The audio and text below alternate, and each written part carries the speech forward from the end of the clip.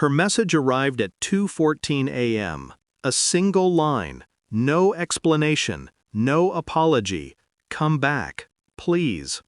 I stared at the screen from the quiet corner booth of a roadside diner, the steam from my untouched coffee rising like smoke from a dead fire.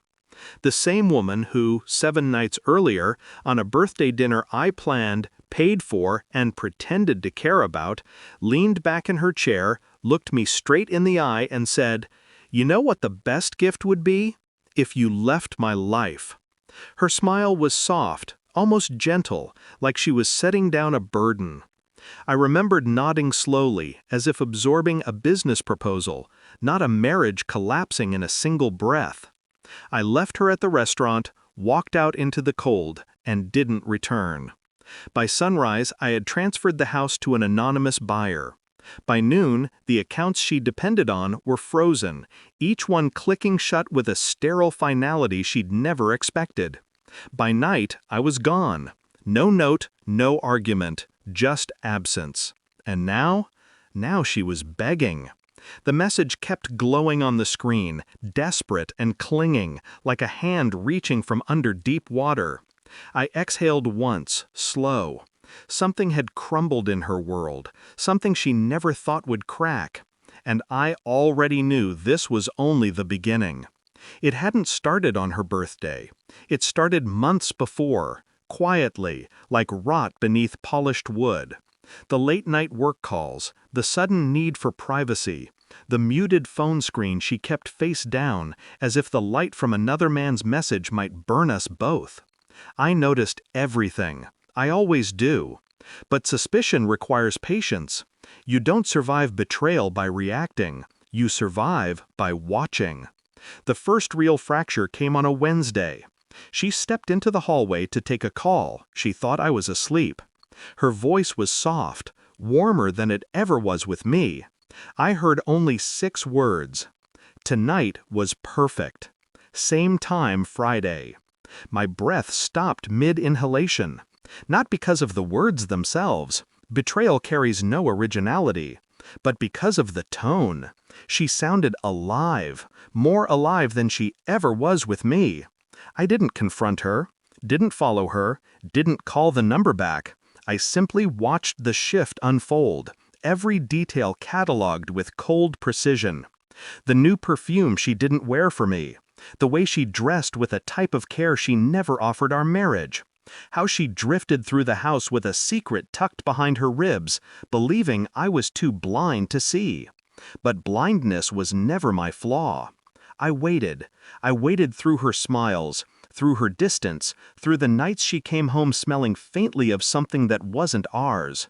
I waited until her birthday dinner, until she looked at me across that candlelit table and gave her final betrayal the shape of a gift. The best thing you could give me is leaving my life. Her truth was careless, rehearsed, too clean. It meant she didn't need me anymore. Not emotionally, not financially, or so she thought. The night I walked out, I began collecting every piece of proof, not for confrontation, but for clarity.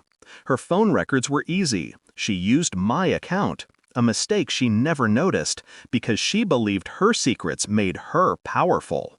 The unknown number appeared 17 times in 1 week. Then I found the hotel charges. 3 separate bookings, same room, same nights she worked late. I printed the statements quietly, folded them, slipped them into a plain envelope. Next came the bank transfers. Small amounts, but consistent. Money sent to an account that wasn't hers.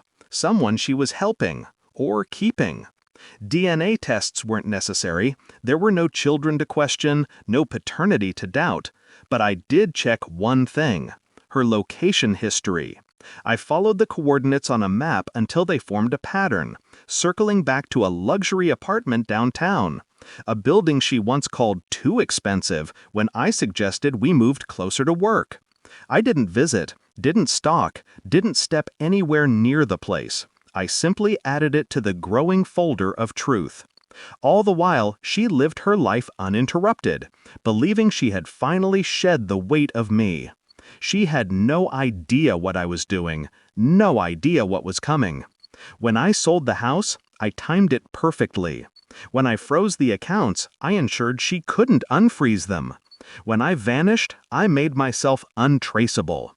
Not revenge, not yet, just preparation. Because to dismantle someone who believes they've outsmarted you, you must let them feel untouchable first. And now, 1 week later, her first message had arrived, followed by a second, then a third, each more frantic. I watched them come in, unread, unanswered. Her world was cracking. And I had only removed myself. On the 8th day, she finally said the truth. Please, I need to talk. It's about him. Him. The shadow I had traced across phone logs and hotel receipts. The man she believed was her freedom. I met her at a small cafe 2 towns over, neutral ground. She arrived fast, breathless, eyes swollen, wearing panic like a second skin. She opened her mouth to speak. I slid the envelope across the table before she could. Hotel bookings, call logs, bank transfers, location history, all of it. She read in silence, her hands shaking, her face shifting from confusion to dread. Finally, she whispered, "Where did you get all this?" I didn't answer. I didn't have to. She swallowed hard, eyes darting, mind running through what this meant. Not that I knew, but that I had prepared, that I had already acted. And then the breaking point came. "He left," she said quietly. "He was only with me because he thought I'd have access to the money, the house, the accounts. I thought you didn't care. I thought—" I raised a hand. She stopped. Words weren't necessary. Her world had inverted. Her safety net had dissolved. The man she chose over me had used her, then vanished the moment he realized she had nothing left to offer. And the person she discarded had never once been blind. She reached across the table, desperate. "Please, please don't leave me like this. You don't have to take me back. Just help me." I leaned back, calm, detached. Her panic was loud, my silence louder. "You sold the house," she whispered. "Yes." "You emptied the accounts." "No," I corrected. "I froze them. Legally. Permanently." Her breath hitched. "But why?" "You asked for the best gift," I said. "I delivered it." She shook her head, tears streaking down her cheeks.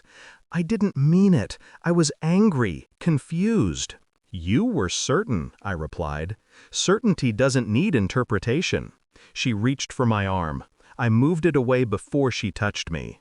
"Please," she cried, "I have nothing left." I studied her for a long, quiet moment. Then I opened a second envelope.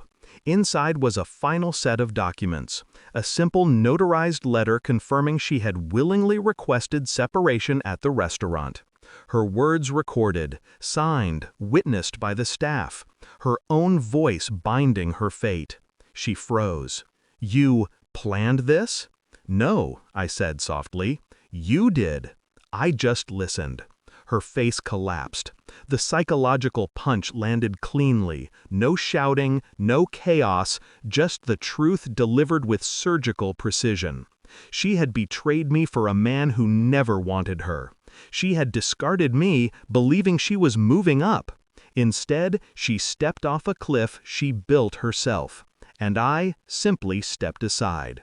I left her in the cafe, broken, quiet, grasping at the scattered pieces of a life she no longer controlled. Outside, the air tasted different. Clean, sharp. For the first time in years, my chest felt light, hollow, but not wounded. Some losses aren't losses, they're release. She messaged me again later, more apologies, more desperation. I didn't respond, not out of anger, but clarity. You don't return to someone who only loved the version of you they could exploit. You don't save someone who tried to trade your loyalty for their convenience. You simply walk away. And sometimes, silence is the final blow. I gave her the gift she asked for, and the gift she never saw coming.